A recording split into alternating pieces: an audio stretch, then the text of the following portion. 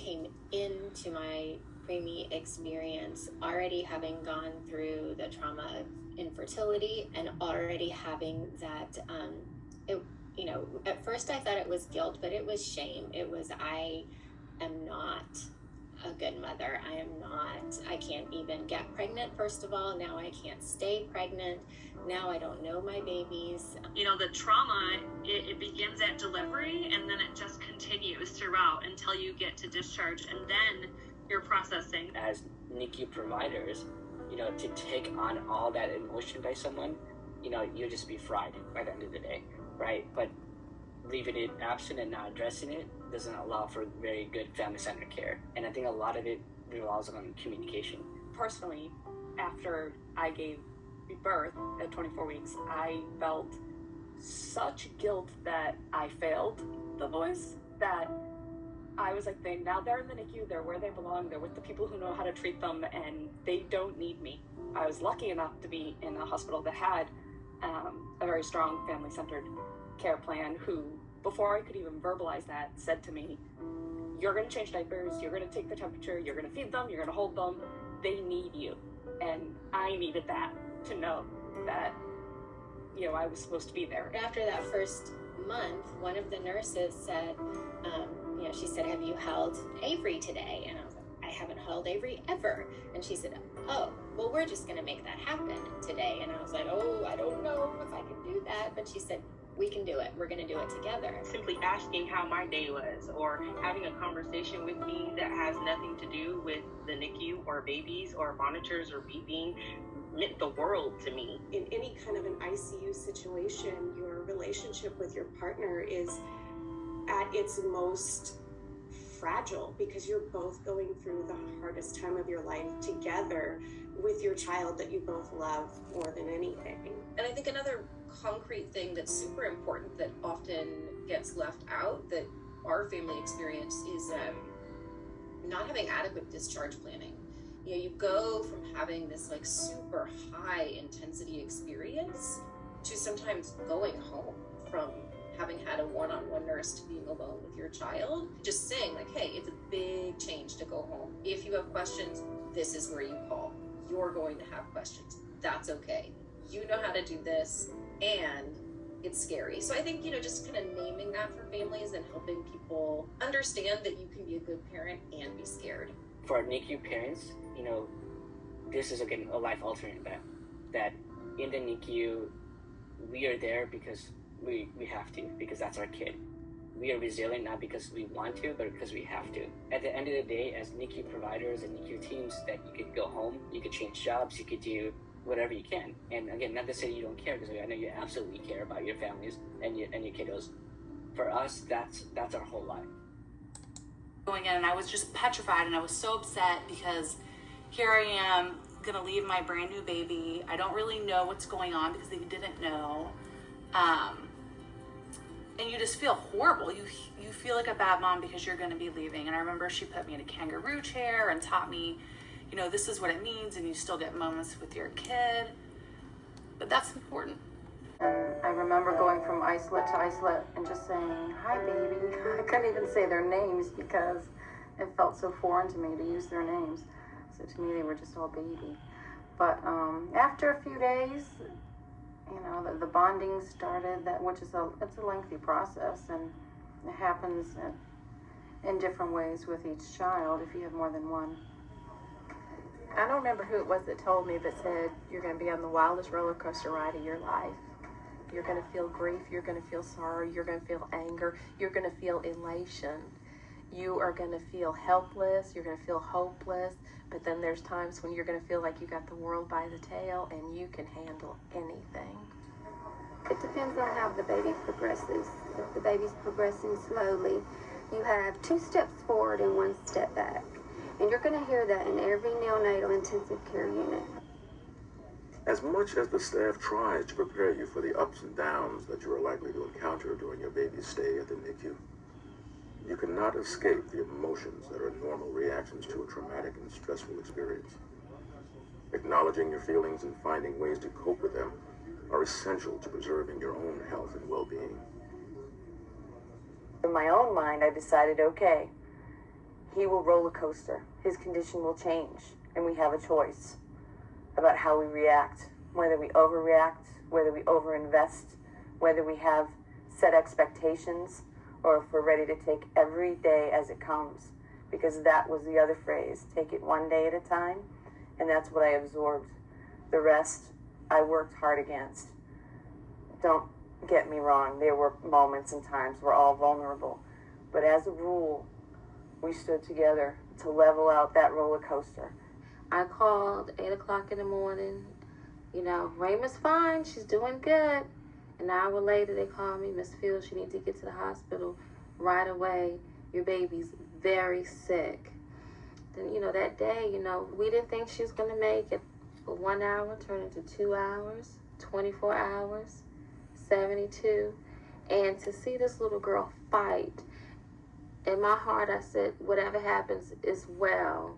But she fought so hard, you know, and I said, gosh, you know, this little 1 pound baby, you know, and I look, you know, sometimes I'm defeated by the dishes, you know, and, you know, this baby, you know, just fighting so hard for her life. I never gave up hope. I kept the faith, really did.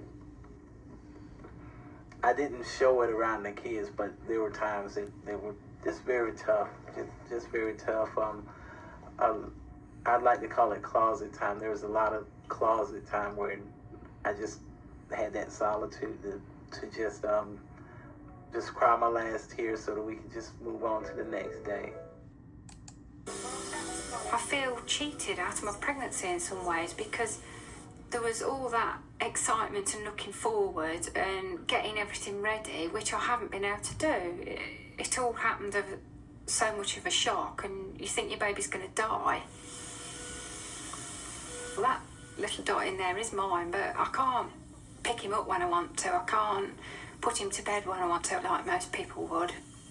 He doesn't feel like my baby. The whole responsibility part has been taken away from you, and you do feel totally useless, really, and helpless. My first child, James, he was born in 2015, and my whole pregnancy was a very healthy pregnancy. But at 37 weeks, actually at 36 weeks and 6 days, I got picked up with preeclampsia, and I was taken for an induction, quite an emergency induction. So I was induced the very next day when I turned 37 weeks, and my baby was full term, but his growth had stopped from about 33 weeks. When I was told that my baby was really small, the doctors told me that the baby might need a little bit of help after he was born, and that he might have to be taken into intensive care.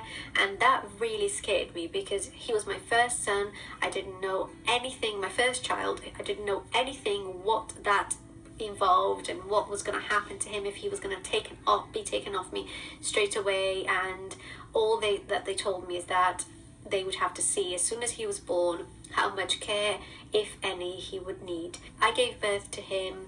It was a natural delivery, and as soon as he was born, he was very little. It was the first thing I noticed. And he got weighed, and he weighed 4 pounds and 9 ounces. He was breathing fine. Everything was perfect. So there were no concerns straight away. I know that some babies can be a little bit more poorly, and they get taken pretty quickly into intensive care because they need help with a few other things. But luckily for us, James didn't need any help breathing. He was coping well. So we did skin to skin straight away. I breastfed him, and we stayed together for a good 4 hours. So we went to the postnatal area. I went to have a shower, and I left my husband with our brand new son, James, and he was there looking after him, holding him. And he said that a doctor had come through to measure his temperature and his blood sugar levels, and they said that his temperature was quite low and his blood sugar levels were quite low, so that they wanted to take him into NICU to monitor him a little bit more, make sure that he was okay. So at that point, James was still there with us, and I was feeding him, and I was getting help with feeding from midwives and nurses. And then an hour or so later, they came over and they said, we're going to take him downstairs to NICU, and we're going to get him all settled in and prepped, and then you can come and see him. So I think to us that was all fine, because that's what we were told to do, but it just felt a bit surreal, because I'd just given birth and now my baby was getting taken away from me, and it just felt really surreal. But it didn't feel real, like it didn't feel like that's what was going to be our lives for the next few days or so, until it actually hit me that he wasn't going to come back and sleep with me. He was going and he was staying there, and had I known that, I would have insisted to go with him. And that's one of the things that I feel like made me feel completely like I wasn't in control, was that I didn't know that I could go with him. I got told that they were going to prep him and then I could come and see him, and I thought, okay, by tonight he'll be back with me and we're going to be sleeping in here, tomorrow we're going home or whatever.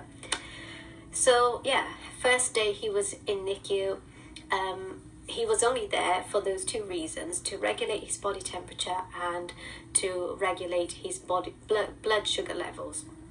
And he wasn't in an incubator, he was just in a cot, which was a warm, like temperature cot.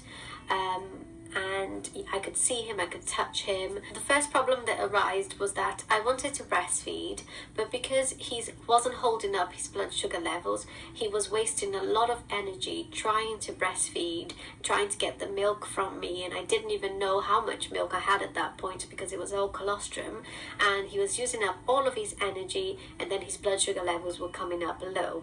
And then when it came to actually doing the measure of the blood sugar, it was coming up low. So what the midwives and the nurses and doctors were telling us was that if you want to take your baby home as soon as possible, then maybe let us feed him through a tube or a bottle to get his blood sugar levels regulated. Then you can get your breastfeeding established when you're home. And obviously I took that as the thing to do, being a first time mum, and I went along with it. I said, okay, let's get him better, let's get him well and take him home, because I don't want my baby to stay in NICU. I just want to take my baby home, and we'll get breastfeeding established when we're there. And that was my first mistake, because I was never able then to exclusively breastfeed. My supply went really down. Obviously I had a baby that needed feeding, but I wasn't feeding, so my breasts were being told there's no baby to feed, so don't produce milk. And it was only on my third day in NICU that I got told by a lovely midwife, why don't you express and try and get your milk flow going? And I started doing that, but I was already 3 days late, and things never got back to normal. By the end of the second day in NICU, James was already regulating his own body temperature, but they wanted to get him in regular feeds. I don't know if every baby is like that or if every NICU is like that, but for us it started with 2 hourly feeds, and then if he was holding up his blood sugar levels every 2 hours, then it was 3 hourly feeds, then 4 hourly feeds, and we could only be discharged if he was holding up his blood sugar levels for 4 hourly feeds. So a gap of 4 hours in between feeds, and he would have to hold up a certain level. I can't remember what the number was of a blood sugar. And at that point he was being fed through a tube. So when they put that tube in, my heart sank, because it just looked scary, and it just looked not like what I expected I was going to be going through. And the emotions that I felt was that I didn't want anyone to see my baby like that, because I didn't want him to think that he was any sort of weaker or more fragile than other babies. So we didn't want people taking photos of him with the tube on. And now I still feel emotional about it, because I remember how I felt, and now it feels a bit silly because I know it's all part of his story, it's part of his life, and it's who he is. He's a tough, strong boy.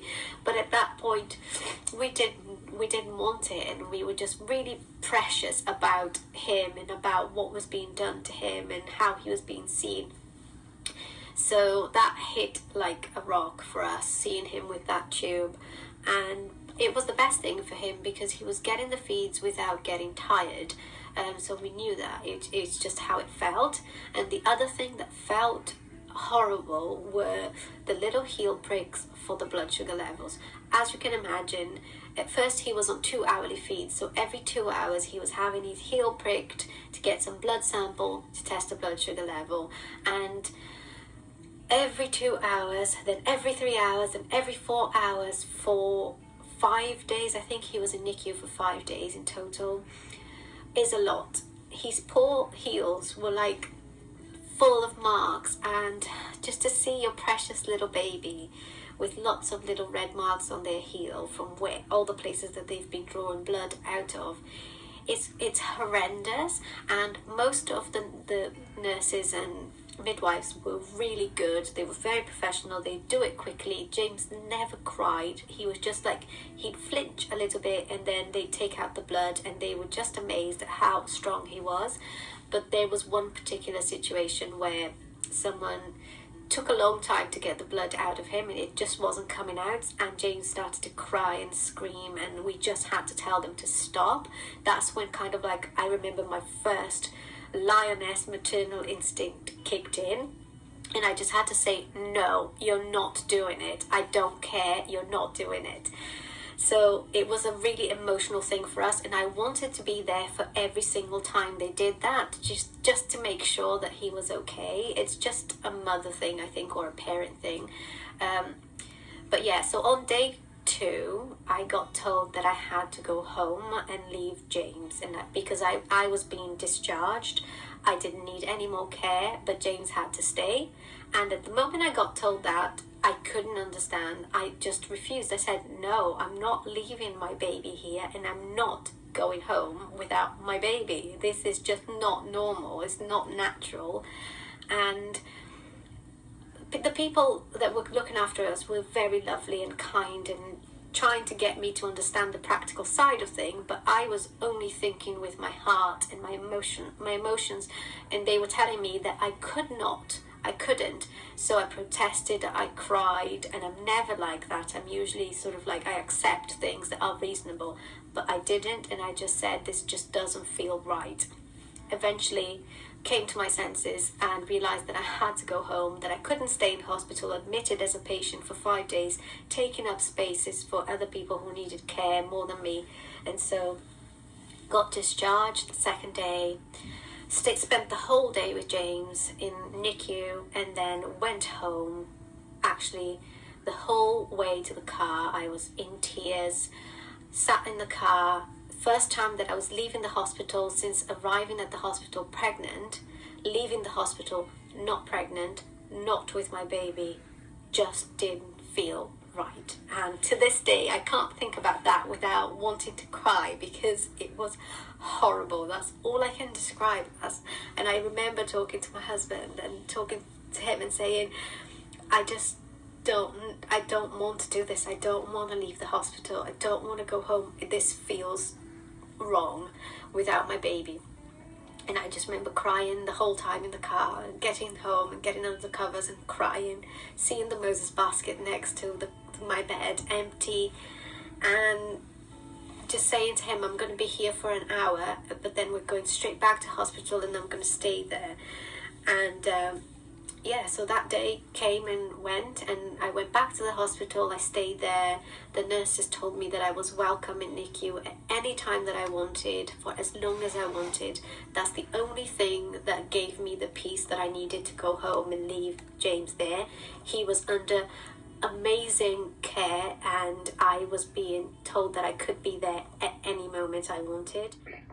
So I am Alex Zavala, and I am going to be talking about disparities in family-centered care, but from a NICU dad's perspective. And I just want to warn that some of the photos might be a little triggering. And also, too, when we talk about NICU dads, we're also talking about about non-birthing parents also. But just for me, I'm a NICU dad, so I keep it in that perspective. All right, next slide.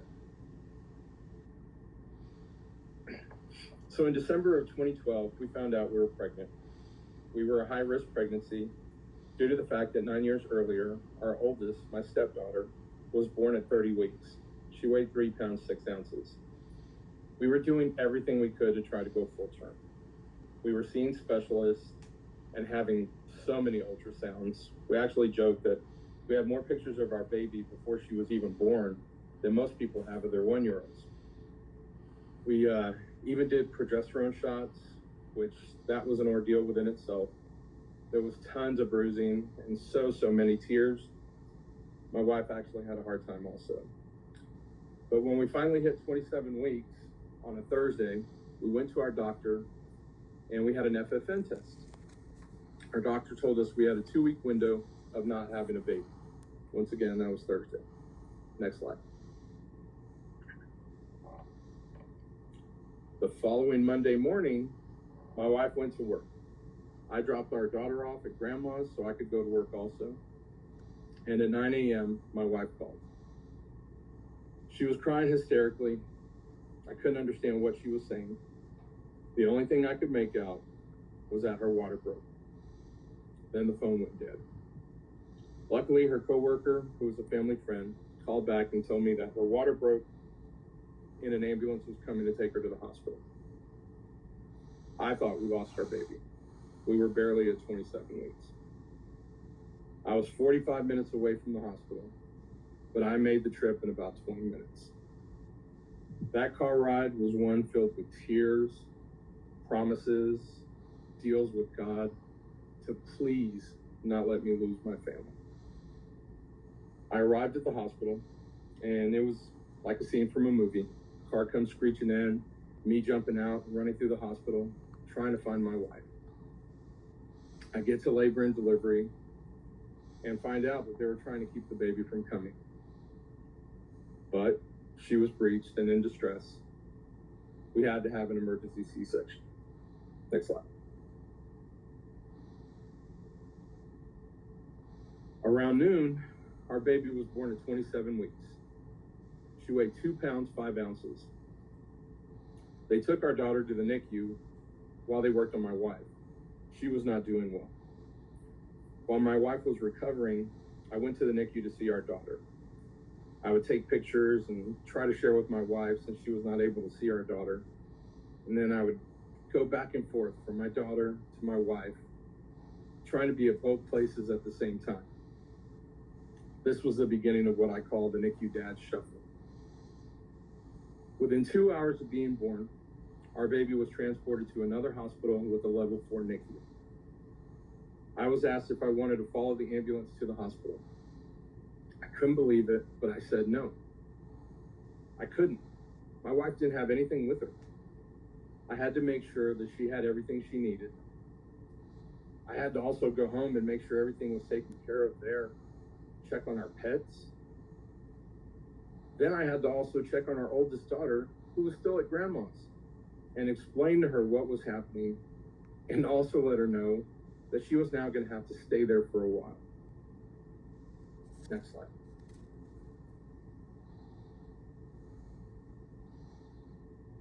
Once that was taken care of, I finally arrived at the hospital later that evening.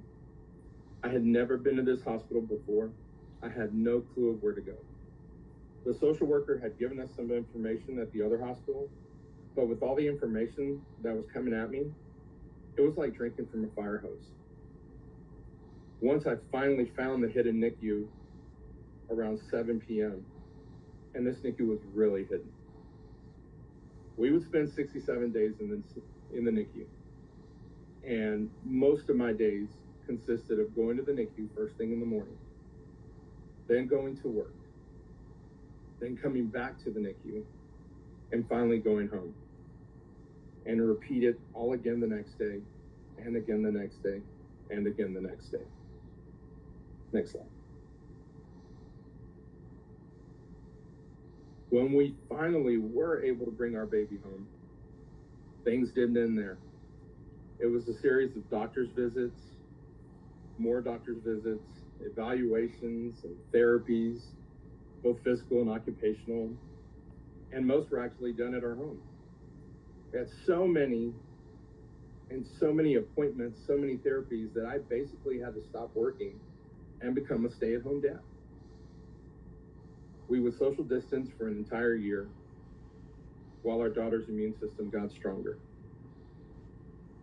We weren't risking any chance of her having to go back to the hospital. Next slide. With our NICU stay and our year of social distancing, one of the biggest things that took a toll was my health. I had never been more stressed in my life. I went through the trauma of the NICU, and my stress actually doubled when we brought our baby home. There was no NICU staff to turn to. Everyone was counting on me. And during that entire time, from our NICU stay, that year of social distancing, I would gain almost 100 pounds. I was diagnosed with high blood pressure, hypertension, type 2 diabetes.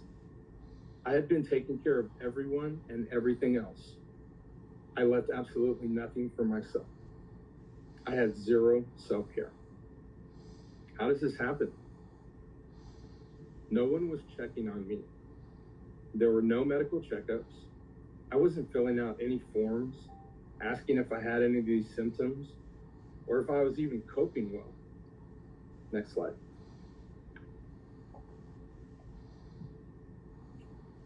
For dads or non-birthing parents, this exclusion or neglect is all too common, and it's a huge disparity in family-centered care. We are conditioned to just sit in the corner. It starts in these early doctor's visits. We are never spoken to or even asked any questions. Many times it feels like you were just the driver that brought mom to the visit. I've spoken to dads that have actually shared to me that they were at a doctor's visit and the doctor asked mom about her family medical history. While she's answering, he started thinking about his, so he could be ready when they asked him. They never asked him. There's also a system that doesn't look at things from a dad or a non-birthing parent perspective. An example of this is when I arrived at that hospital at the NICU for the first time, I was all alone trying to figure out just where the entrance for the hospital was. Searching for a NICU, NICUs are usually hidden away, all while I was carrying the trauma from the scariest day of my life. There are so many options that could have been made, so my arrival would have been so much easier had someone just put themselves in my shoes.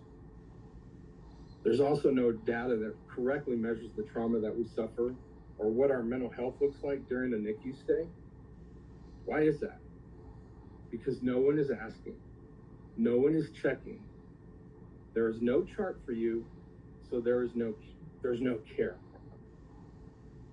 Next slide. So what are the results of these disparities? What does it cause a parent to do? This causes dads to withdraw. I should just sit here and be quiet. It causes dads to hesitate to participate. Again, I should just sit here and be quiet. An example of this is kangaroo care, skin to skin. Dads are thinking, this is for mom. It's more important that she have the skin to skin. I should just sit here and be quiet. It also causes a lack of trust. How much trust can I put in a system that neglects me? Which in turn causes more trauma. You are in one of the most stressful times of your life, and you are carrying around more trauma than anyone can imagine, and you are doing it alone. There's no one to talk to or to turn to. Next slide. Maybe if we define the roles or take a look at the responsibilities that these parents are dealing with on a daily basis and the weight that they are carrying, maybe then we can see that they might be more important and more valuable than how the system views and treats them. You're a husband. You're taking care of your wife. I had to make sure my wife had everything she needed. You're a parent. You're taking care of all of your kids, both in the NICU and out. Our oldest was 9 years old when we were in the NICU, and I had to figure out how to make the hospital fun. She didn't want to be there, but she had to. We explored every inch of that hospital, even some places we probably shouldn't have been. You're also an employee, and so you still have to take care of work. You're a homeowner. You still have to take care of things at home if something breaks. For us, like so many NICU families, we actually moved during our NICU stay, which, I mean, talk about added stress. You're a facilitator of information. I was getting information in the NICU and had to relay it to my wife, who was at a completely different hospital. You're a nurse, a therapist.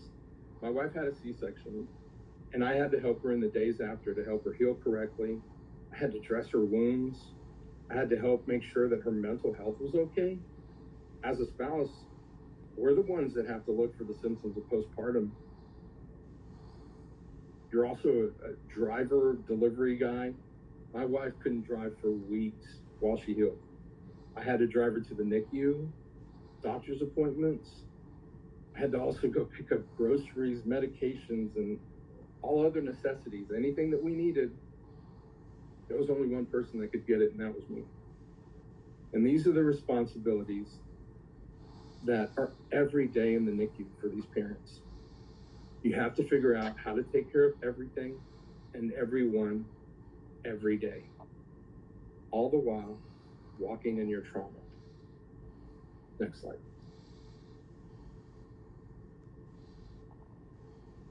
So what are some solutions? Change the stereotypes. Change the culture. Dads are no longer smoking cigars in the lobby while their babies are being born. They are in the delivery room. There are now more than ever more stay-at-home dads. Dads are now involved. We also need to create awareness. How are we just now having a conversation about dads and non-birthing parents? How many presentations have you yourself seen on this topic?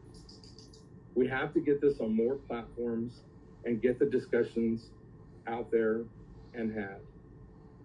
We also have to promote inclusion. Just being in the room is not inclusion.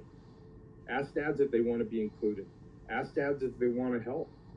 I can't tell you how many dads have told me that they just sit there waiting for their turn to help in the care of their baby.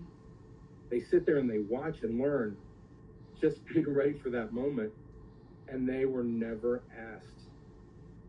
Family-centered care should include the whole family.